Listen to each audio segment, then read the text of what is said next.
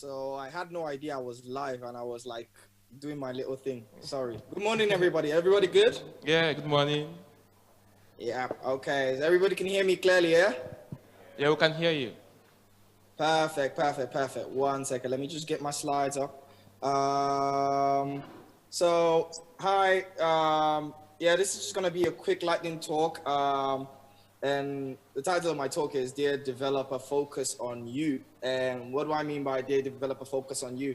Well, it's more about, hey, you're starting out in your career or you've just started out or you're on a journey. It can be quite difficult to sort of like you see everyone around you talking about all these buzzwords like unit testing, E2E, protractor, Angular, React, and all of that, and it can be quite intimidating or daunting. So like, okay, am I bad? Don't I know what I'm doing? Everybody's talking about these things. So hopefully I'll help demystify that and you can take one or two things.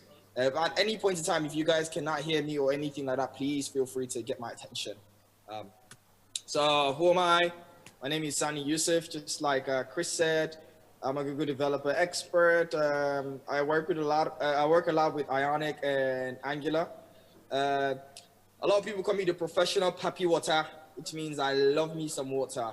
If you follow me on Twitter a lot, you know that, yeah, I like water. And I also like the Avatar movie franchise. So if you've seen that movie, we are gonna be good friends. All right, let's get going. So just like I said, I think my talk is just going to be about really how these are things that we all struggle with. We've all struggled with as well. We've me personally, I've also struggled with, when I started my career, or like it can be quite weird, sort of like daunting when you go online.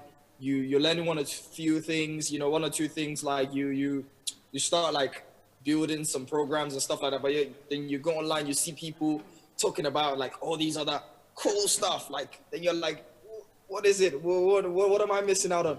So I think I have a bunch of rules, or not really rules, but points that I'm going to cover.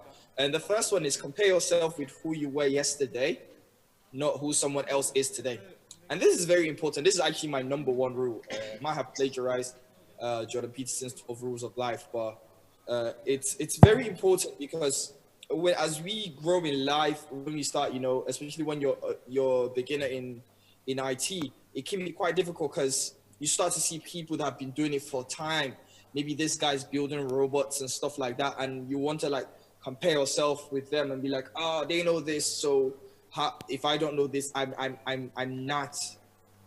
not smart enough or anything like that. No, not really. It's like the only person you should be comparing yourself with is who you were yesterday. What did you know? What did you not know yesterday that should you know today? That's the most important thing. Don't like block the noise. It's okay. You can look at people and admire what they are, but their journey is different to your journey. So it's very important. And the story I normally use for this is I always say, if you look at someone that you really, really like, maybe like an artist or someone that like you admire, aspire to, you ask them, how can I be like you? And they tell you, oh, let's say maybe they're worth $1,000 and you are worth $10. Then the guy says, oh yeah, you can be like me. All I did is I worked hard every day and I earned $1. I earned $1 every single day. So you leave your growth and you say, okay, I just need to earn $1 every single day. But what most of us don't even realize that yesterday we were worth $5 and today we're worth $10. So we actually doubled overnight. So don't abandon your own growth for someone else's growth.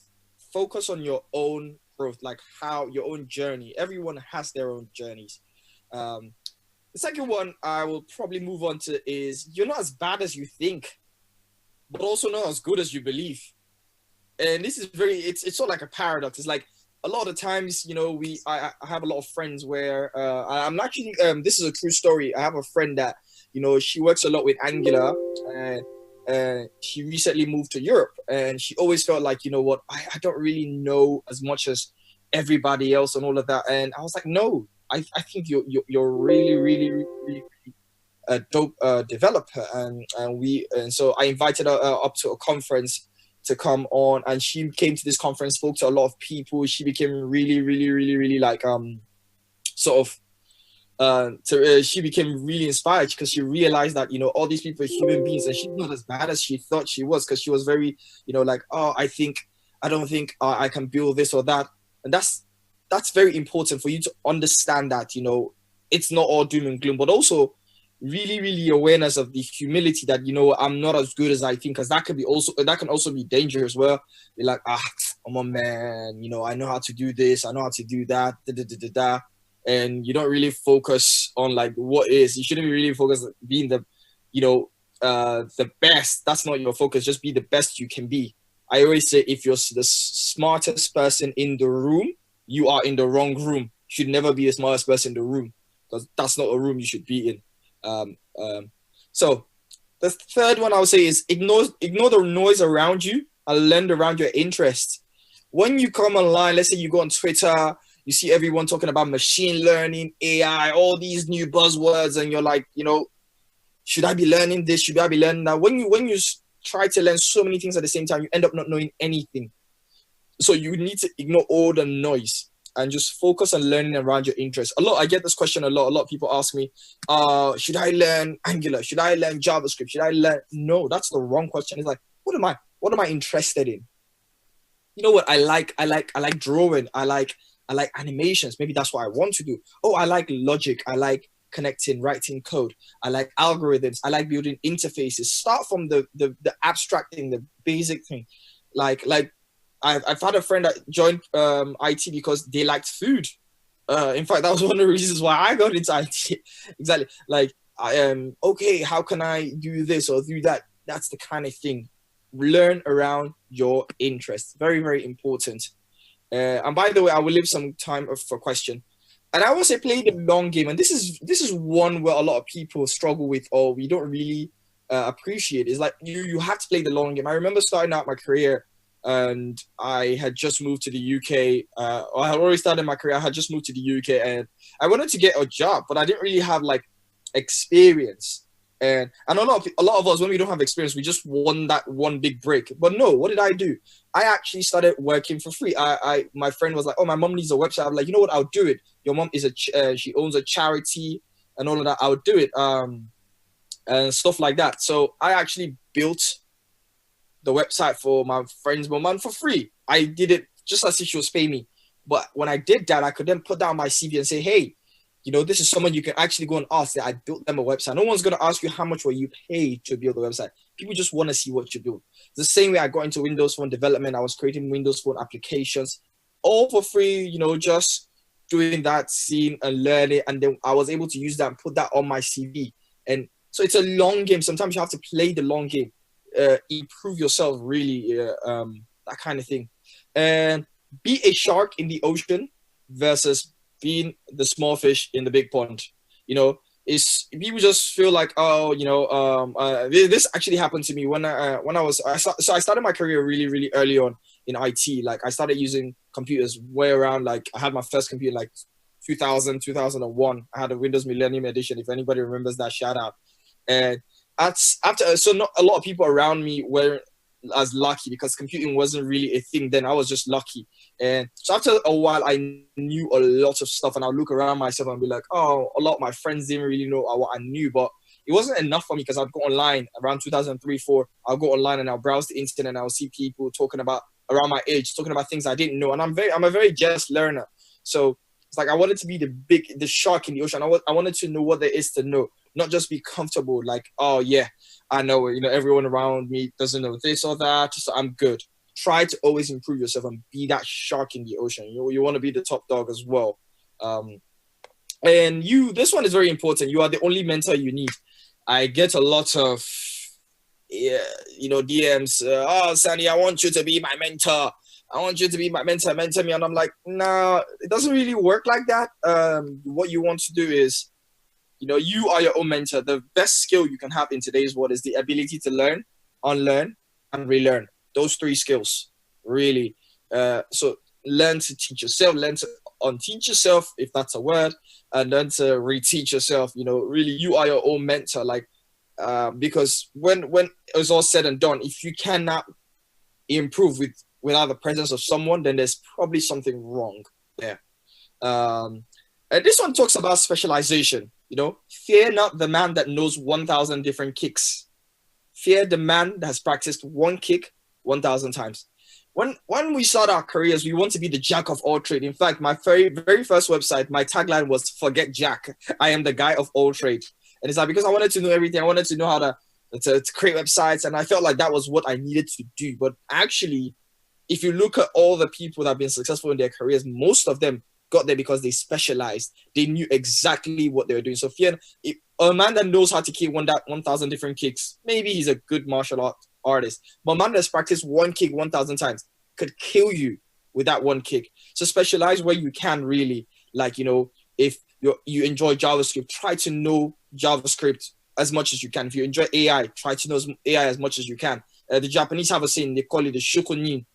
You can Google that. It's just basically specializing, really honing your craft in one particular area. And so try to specialize. There's no shame in specializing. It doesn't make you unflexible. Actually, it makes sure that you can climb on top of your own hierarchy quicker.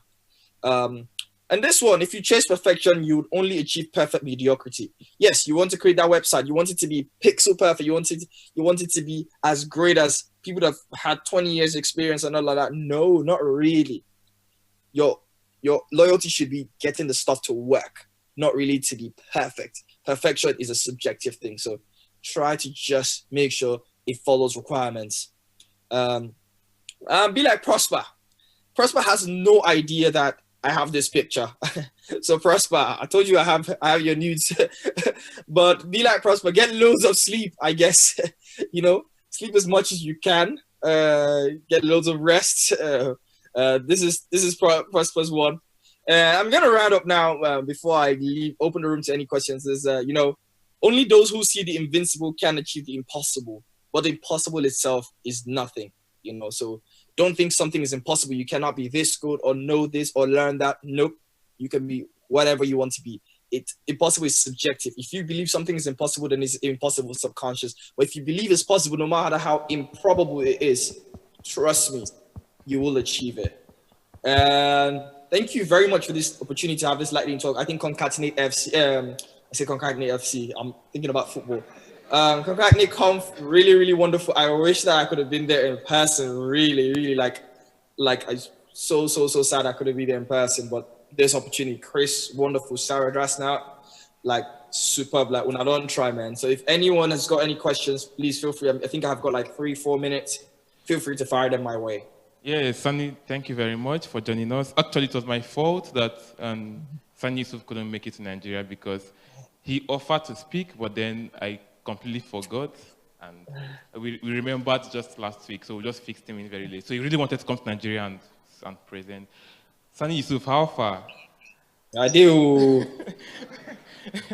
Who has questions, please?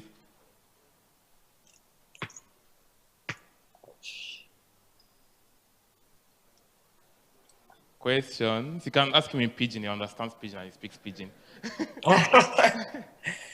Yeah. Oh, if there are no questions, okay. Prosper has a question actually. Okay. I have a question, Sunny Yusuf. Oh Lord. And don't worry, it's not about what you said about me. Okay, so you talked about specializing. Yes. And owning your craft. Yes. But then it's very easy to talk about specializing and owning your craft when you don't know what will happen in 10 years from now. Right? Because the idea is to be passionate, but the idea is also to make money. Right? I agree you do not want to specialize in a field that 10 years down the lane, I mean, we know you're an expert in that field, but nobody's requesting for your presence. Nobody's requesting for you to work on something, on an interesting project in that area or in that domain. So how do I put this? I think I know the question you're asking is basically, you know, how can you make sure that you don't overly specialize in a place where you become exactly obsolete? Yeah. How do you know exactly what to specialize in a way that we don't get to shoot ourselves in the foot long down the lane? Yeah, so I think that's very, very beautiful question. A wonderful question, Prosper. I think Of course. Well, I think when I use the word specialization, it can be used very loosely, but it's more about specializing around the excerpts, you know, the things around. So, for example, you and I are developers that we understand things like object orientation, encapsulation, all these things, and we can use that to then specialize in maybe, like, for example, I know that you are, you know, an Apollo you know, legend and a Laravel legend, but today you can also easily write Angular code. The reason is because you've specialized and you also know the building blocks around it, the conceptuals around that. And if you know, you solidify yourself in those conceptuals and then you specialize, even if a field becomes obsolete, you can easily, you know, pack your bags and move to another field. So I wouldn't say maybe betting all your eggs on a specific field, not just the field alone, but also the reason behind that, because all these things are built around the same concepts and logic. And it's very, very true. So it's all like that, one of those catch-22s. You know, if you only knew jQuery, for example, and you didn't bother to learn JavaScript, well, today you were most likely obsolete. But if you knew JavaScript, you understood object orientation and all these things, and then you learned jQuery, right? And then jQuery became obsolete, you could still fall back in that object orientation and move to something like React or something like that. So I guess that's how I would answer that question, if that makes sense. I'm not going to stand it, sorry. My question is, you said we should specialize, right? But how do you transform your specialization into employability, if that's the word? Like, employers will put out ads for React developers and Vue developers and Angular developers and Node and all of those things. And you're right there like, nah, I know React, so I'm good. But they don't care. So how do you handle that? So one thing I always say is, if you see any job spec that is asking you, you should know React, this, I call it the tapas job spec, run away. All that Rishi spec. If someone was that good, that they knew everything like that, then why are they jobless? That's the first question. So a lot of, it's the truth. Like, it's like, oh, you must know how to cook jollof rice, fried rice. You must be able to bring Jesus back from the dead. Like, no. Like, no. It's like, I think the question there is really, first, I always say run, employability. Actually, I believe, this is just pure conjecture, the more specialized you are, actually, your higher employability, depending on how big that area is. Because what that means is, if you specialize, let's say, for example, something like maybe React or Angular, you can climb up to the hierarchy of Angular much easier than if you try to climb up to all these other hierarchies. And that means you can demand more money in a specific area. So absolutely, but it doesn't mean, specialization doesn't mean only knowing one thing. It's knowing something really, really well. It's totally okay to know a lot of things. You know, I write a lot of different things, but there should be a specific area that, you know what, come rain, come sunshine, you can talk about that. And again, I will repeat my point. If you find any employer saying they need all these 5 or 20 different, completely different skill sets, and they want you to be super, like, that is a very stingy employer. Like, they're trying to hire 5 people.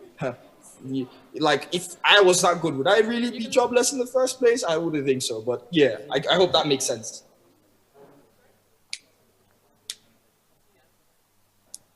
All right, any other question? Okay. All right, just one more question, last question. Yes. Cool. So judging from a perspective of where someone develops skills up to a certain standpoint, how do you propose your skills on a more international level? Because I know there's Fiverr and all of those things. So I know that you stay abroad and stuff. So how is it like when you then seek other opportunities that propose international standards and all of that, like getting a remote job and all of that? How do you prove to the employer that, okay, yeah, you've got this certain skill sets and they can validate it and all of that? What's it from your own perspective? That's a very great question. And I think there's a catch-22 there. A lot of the times I see this a lot as, you know, like I've seen people tweet something like, for example, I'm out here, I'm looking for a job. I'm looking for a remote job. And I think, of course, you know, like, for example, if you live in Nigeria, if you get a remote job, it pays a little bit more, that kind of thing, because of exchange rate and all of that. But I think the most important thing is, and I'm going to say this, is if you focus on building yourself, getting yourself to a level, trust me, like, marketability would be the least of your worries. And I say this because I've experienced this where I don't think I'm all of that, but for example, if you focus on like maybe building open source projects and doing things like that, things that are tangible, things that people can see. And I give you an example when I was starting out my career and I did a lot of Windows Phone development. I launched those applications, launched like the charity website I told you I did for free, did that. When I went to when I put those things on my CV and, I was called for interviews. Now, half the time people had already visited those sites. They've downloaded those apps. So it was just coming to have a chat because they're like, okay, well, if this person has done all of this, they definitely have the technical skills, except if they're lying, which is probably bad. So it was even more personal questions. So you find it easy that when you walk into the meetings, you're already ahead. So, but it's all about focusing on improving your own value. If you improve your own value and then you have tangible things to show for that on any stage, the conversation is going to be personal. Okay, will this person fit with our team? That kind of thing, because they already trust the technical skills make up for maybe 20%. It's more about the personal skills, the things that can you work? Can you deliver on time? Can you communicate with people? And I feel like it all comes down to really, and I'm pretty sure Chris and Prosper can back me up on this. If you focus on your own value, no matter where you are, people everywhere, everyone is looking for value. People will seek you out. Or when you decide to put yourself out, you'd find it much more easy to really, be way easier for you to really convince employers. And that's how I look at it, if that makes sense. Yeah, that makes sense. Thank you, Sunny. Thank you very much. Really appreciate it. Thank you very much, man. Yeah, feel free, guys, to reach me up on Twitter, anything. Sunny Yusuf everywhere. Really, really thank you.